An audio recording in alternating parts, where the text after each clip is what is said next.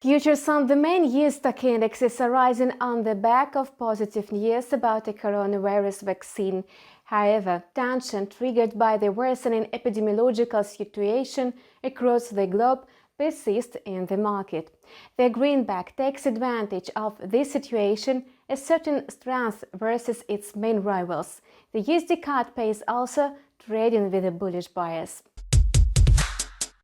Yesterday, the US stock indexes closed mostly in the red. However, today they are climbing up again amid the news about the coronavirus vaccine trials and the optimism of investors about the recovery of the US economy.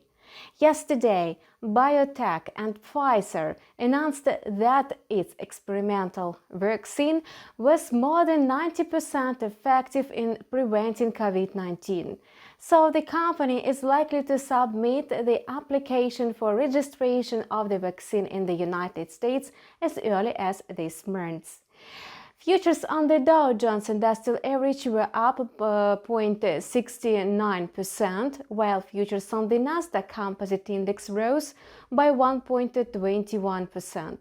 Futures on the S&P 500 Index gained 0.79%. Today, the US dollar gained ground against other major world currencies as investors remained concerned about the ongoing spread of the coronavirus in the United States. The US dollar index added 0.31%, hitting the level of 93.09. The US dollar Canadian dollar pair advanced by 0.15%.